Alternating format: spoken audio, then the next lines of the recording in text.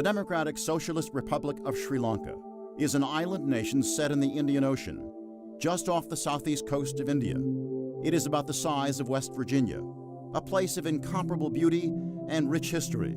The story is one Sri Lanka is eager to tell, and that is what follows in this half hour.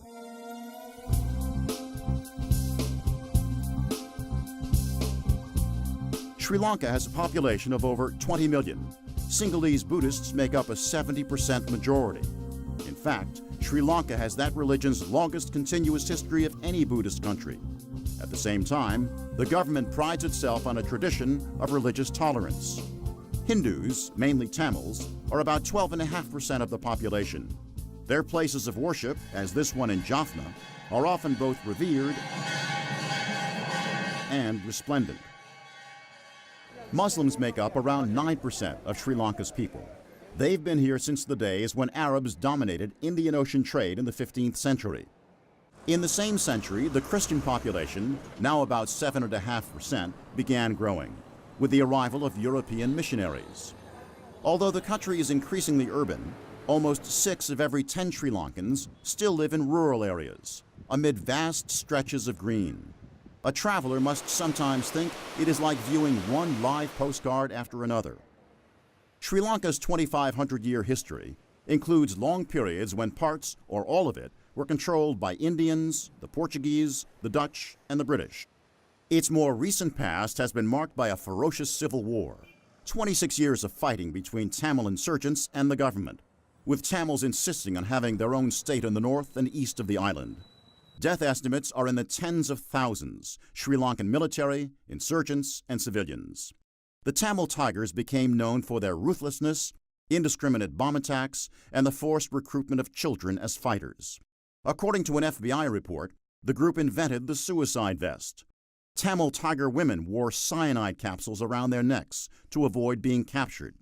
The United States and much of the world designated the Liberation Tamil Tigers of Elam, the LTTE, as a terrorist organization. In January 1996, in broad daylight, a Tamil suicide bomber crashed through the main gate of the Central Bank of Sri Lanka in the capital, Colombo, and set off more than 400 pounds of high explosives. It was a truck bomb, the same method used by American terrorist Timothy McVeigh months earlier, when he destroyed the federal building in Oklahoma City. The central bank attack ripped through Colombo's crowded central business district. 91 people were killed. 1,400 others were injured. 8 central bank employees were blinded. Sri Lankans across the country were gripped by fear. But despite its legacy of violence, the LTTE always argued it cared about the well-being of other Tamils. Not so, says Arun Tambimutu, a Tamil himself. His father was a human rights activist, a member of parliament, and a critic of the LTTE's quest for a separate state. There was a tragic price to pay for that political courage. As a 13-year-old, I was kidnapped by the LTTE. They kidnapped me and my mother. My father was in parliament at the time, and we were kidnapped away. They tortured me, they shot me. I still have the wounds. And I was a 13-year-old. Tambimutu says a year later, things got immeasurably worse. LTT never forgave anyone who challenged them, anyone who challenged their ideology. And look, they went, as a 14-year-old, my mother and father were assassinated, and that was the price. I mean, I became an orphan at 14. At 13, I had to undergo LTT's captivity. And so, look, yes, I suffered a lot. I had to live with that for the last 23 years. However, my story is just an example of many stories where LTT's quest to create a separate state, where everything was, all was regarded as a fair game, where anyone questioned was brutally put down. There are credible reports that during the war, LTTE forces fired on their own people to prevent them from leaving combat areas. Still, it is the government which has faced the most scrutiny since the insurgency was crushed in 2009. Sri Lankan leaders trace that mainly to what they call fundraising propaganda from militant Tamils who left the country after the war, the so-called Tamil diaspora. A recent Commonwealth Heads of Government summit in Colombo focused on unproven claims that in the closing days of the fighting, the Sri Lankan army killed massive numbers of civilians and that there has not been any accountability. For its part, the government is conducting a post-war census, and Sri Lanka's president rejects post-war investigation ultimatums from the outside, including those from the European Union. It is my responsibility. It is our responsibility to look after the people of Sri Lanka. Who else who want to settle this than Sri Lankans themselves? Because we are the people who suffered. Yes. We are the people who suffered, not the others. For others, it was a news. For us, it was agony. At the same time, Mahinda Rajapaksa, president of Sri Lanka since 2005, says he is ready to accept a South African suggestion that he appoint a Truth and Reconciliation Commission. We have seen how Mandela handled it, and we want to study that. When I was in the opposition, I started this process. I mean, going to, I went to Ireland and met, I was Prime Minister, met some of these people and found out how they were managing their issues, how they face it, how they started it. So as soon as this was finished, we were discussing with the South African people. Well, so I understand this, Your Excellency. That's a good... Are you willing at some point to appoint a Truth and Reconciliation Commission, or are you saying you have commissions in place that are all ready? No, we are going to have it. We will. There are other commissions also. We want to justify. We want to know how much actually let the people also come and give evidence there. Then we want to. In meanwhile, we want to appoint this commission too. The military insists that any investigation will find it was the Tamils who terrorized civilians.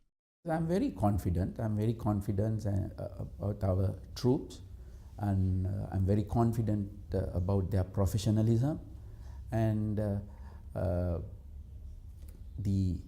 whether it is an international or local investigation, the results would be the same. But anybody must have the confidence on the capability of the Sri Lankan government to have a very independent investigation. The Defense Secretary, who is both a U.S. and a Sri Lankan citizen, says his troops are trained to respect human rights. At the same time, I must tell you that this is not a new thing. You know, we had this human rights training for over a decade with the assistance of the ICRC and other international organizations. And even we had higher level training at the Kotalavala Defense University. What view do you take about how individual troops should be punished for human rights abuses?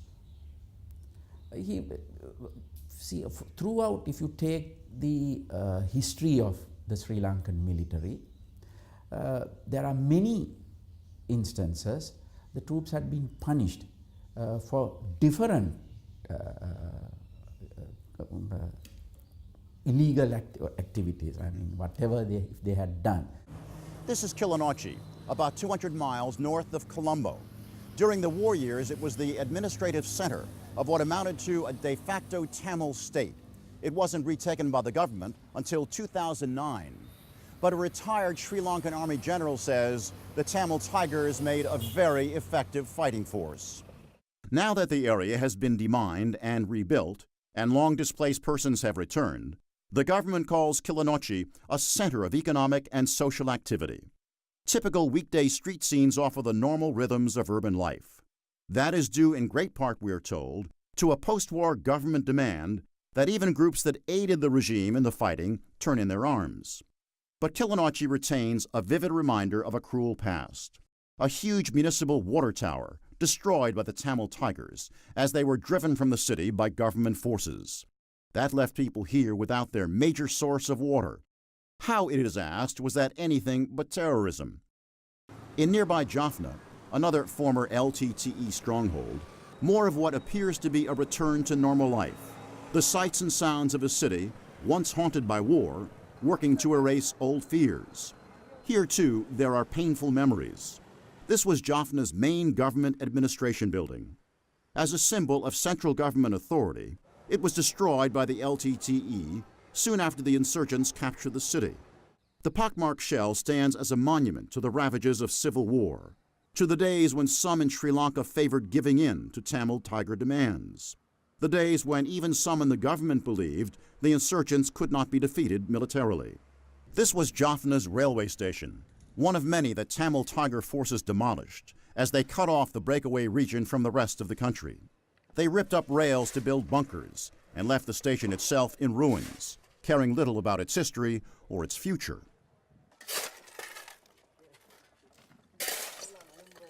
Reconstructing the 150-year-old rail line is well underway with financial aid from India.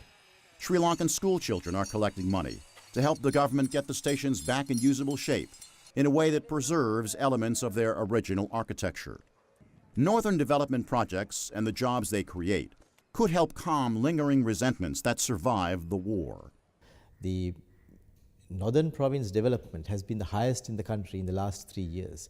The investment that has gone into that country, in that part of the country, which is around $3 billion in 4 years, is an enormous amount of investment when you take the Sri Lankan public investment into perspective. In addition to that, the livelihood development activities, the deepening of the banking sector, the developments in the agriculture, services, as well as the industry sector in the Northern Province has been phenomenal. So I think all these have helped to bring about economic prosperity, and at the same time with it has come the ethnic reconciliation as well. There is still a large Sri Lankan army presence in Tamil regions of the north, but commanders say troop levels are falling, that the police have largely replaced soldiers on the street, and that land confiscated by the army in wartime is being returned. But Sri Lanka's defense secretary says there are still security worries. We were fighting a very brutal war and very well equipped terrorist group, and this was going on for 30 years. Now, whether the war was over and whether even the terrorist combatants who surrendered to the Sri Lankan forces were rehabilitated and reintegrated, even whether the detainees who were in the detention camps were rehabilitated and reintegrated, we can't say that these people are 100% de-radicalized. So we have to remember that among these combatants, there are leaders, there are trained suicide cadres, there are combatants who had fought with the armed forces for the last so many years. So we have to be conscious about this fact. On the political front, in September, Northern Tamil areas held their first ever provincial elections, and the Northern Tamil Alliance dominates the new Northern Provincial Council. President Rajapaksa has pledged to work with the council, but says Tamil politicians must accept the need to cooperate. Clearly, ethnic reconciliation holds a key to this country's future. The government's own Lessons Learnt and Reconciliation Commission, the LLRC, assigns what is called a critical importance to the task of promoting and protecting human rights as a catalyst for bringing about reconciliation, lasting peace, and security. Presidential Chief of Staff Lalith Wiratunga is charged with implementing the LLRC's recommendations, which the European Union complains is taking too much time. How would you describe the pace of implementation at this point? Well, I think I would call it fair. I wouldn't call it excellent because it's just started rolling. But my understanding is that when we go on, maybe in another year or so, we would see the bulk of the recommendations being implemented. What do you say to those in the EU, among other places, who complain that it's just taking much too long for these recommendations to be implemented? I think they should tell us if there are any better examples anywhere else in the world. We would certainly take any of those, but for us, just for 4 years that we have been having peace here, I think this is an excellent way of looking at things. This is our own set of recommendations. These are our own eminent people thinking about our own Sri Lankans. But what we need certainly is time and space. But tell us if there is any better situation of a similar kind of scenario in the world elsewhere, we will take it. But I don't think there is anything like that elsewhere in the world. Though questions from the past call for answers, Sri Lankan leaders are also intent on moving ahead. And the truth is, this country has come a long way since its century and a half as a British Crown colony. Then called Ceylon, it was known to people in the West mainly for the quality of its tea. The British established enormous highland tea plantations beginning in the 1850s. Now these sprawling estates are Sri Lankan owned, some held by the government, others in private hands. Along with spices, tea is still a major export. Ceylon achieved independence in 1948 and changed its name to Sri Lanka in 1972.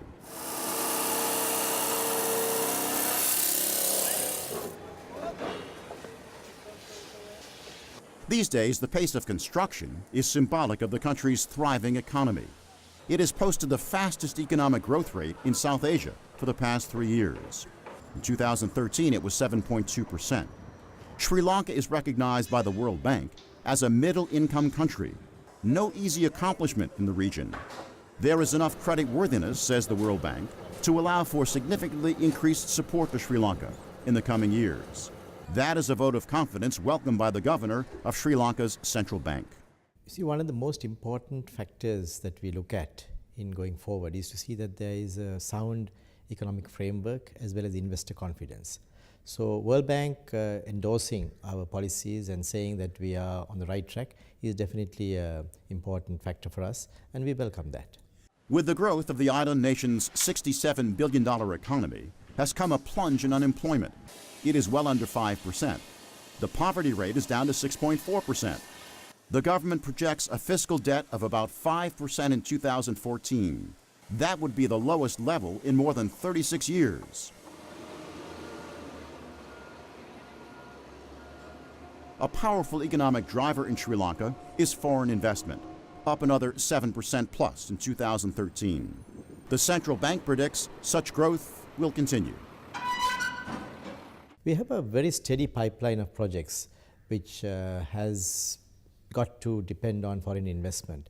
We are also seeing many foreign investors who are very keen about Sri Lanka, particularly in the different areas that we are opening out the economy into. So we are confident that over the next few months and years, we would see that steady flow of investment coming in.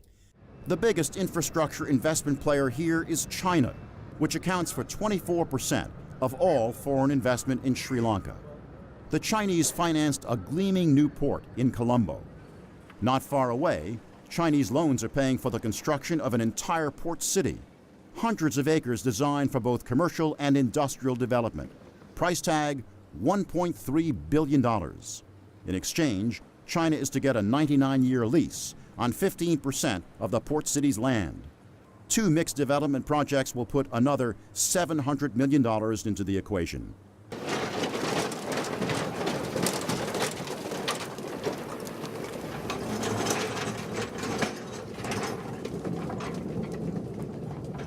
Seven days a week, truckloads of boulders are dumped into the water in a massive reclamation effort to create land from the sea.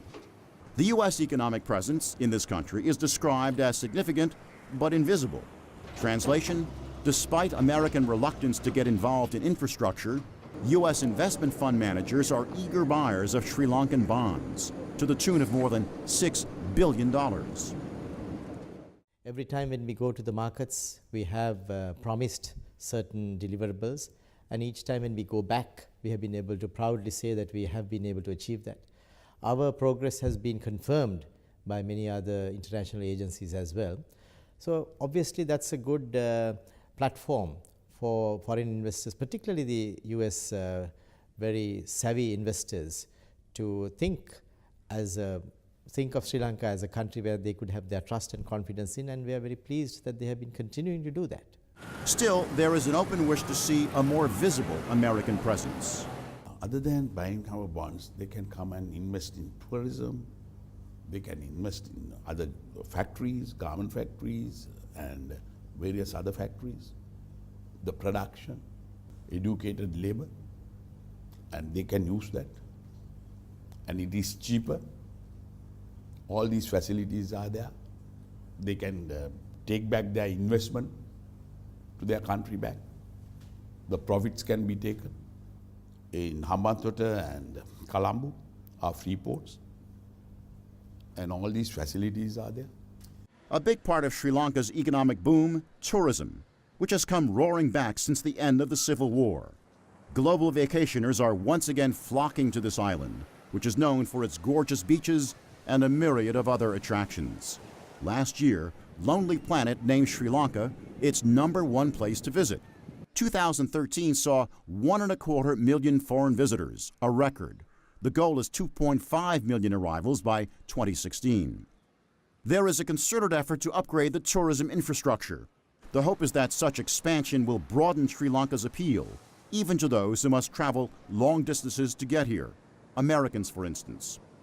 When it comes to this country's social landscape, the government says it is ready to move with the times. Though Sri Lanka boasts one of the most respected healthcare systems among all developing nations, the World Bank says reform should be aimed at more broadly spreading the benefits of Sri Lanka's free care. With a life expectancy of 75 years and a lower fertility rate, an aging population will create new healthcare challenges in the years ahead.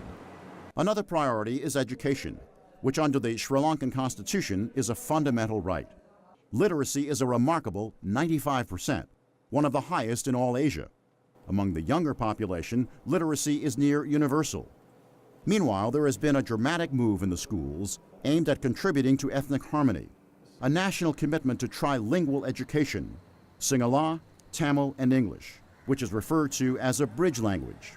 Having their language officially recognized is something Tamils have long demanded. It's no secret that war is a very brutal business. How long will it take for the wounds that were suffered because of that war to be healed? Let me be very frank. It'll take quite a long time, provided we do this very quickly and very sincerely. I would say that within maybe a matter of 10 years or so, we could see some kind of fruits in this whole issue of reconciliation. And what is the key to solving those lingering wounds? Economic development would be certainly pretty important. But let me tell you that if we don't have a common mode of communication, meaning Sinhalese should be able to communicate with the Tamils and the Tamils should be able to communicate with the Sinhalese. And the best way that I see that it would happen would for each of these entities, each of these communities, to understand and maybe be able to speak the other's language. There are big gains being made in education. In 2005, 78% of Sri Lankan students made it through the 9th grade. That figure is now more than 90% and augurs well for a skilled workforce of the future. Younger students are making rapid progress in both Sinhala and Tamil as first languages, while their achievement scores in English have nearly doubled. Looking to the future, there is a focused effort to raise Sri Lanka's profile on the world stage. Port construction activity is seen as a foundation for the country to become a major maritime hub, with Colombo an even bigger transshipment point for east-west trade across the Indian Ocean, a page from Sri Lanka's past as a stop on the Silk Road. A new airport in operation south of Colombo points to a goal of becoming a large-scale aviation hub.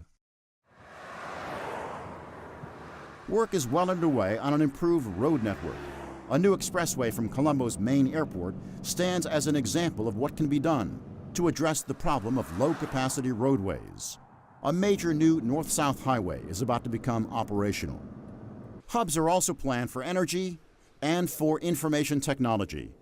And IT could be a critical key to Sri Lanka's future. How far has it come already? Consider this.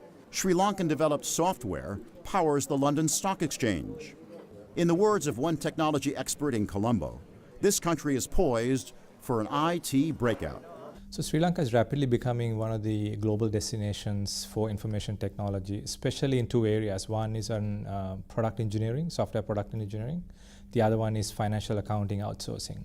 We've seen companies like Accenture, Intel, LSC, Microsoft, Pearson, Motorola, and many other large global companies setting up here to take advantage of the talent pool that Sri Lanka offers at a very, very competitive price point and a business environment, which is great for technology. How important a role will information technology play in the economic well-being of Sri Lanka? I think we have huge potential as a country who has a very high quality talent pool to leverage, create very high paying employment. As Sri Lanka becoming a more middle income and moves on in the economic agenda, you need to figure out industries which are high value and it provides that economic benefit for the country. And so the ambition Sri Lanka has is in the next, especially 9 years, 2022, to get to $5 billion in revenue through this industry. It'll create about 200,000 very high-paying jobs in that process. Amid all this, on the drawing boards and computer screens, an ambitious government master plan to use the years between now and 2021 to transform Colombo into a world-class city. On a more mundane level, but certainly no less important to rural Sri Lankans, a pledge that by the end of this year, 100% of the country will be supplied with electricity, up from 75% in 2005. There is also a promise that based on current projections, there will be no energy cutbacks for the next 20 years. So close to 5 years after the end of a long and bitter civil war, this South Asian country is at peace, and its future rests on what people here and elsewhere in the world see as a solid foundation for growth and prosperity, as Sri Lanka adds to its 2,500 years of history. I'm Gene Randall in Colombo, Sri Lanka.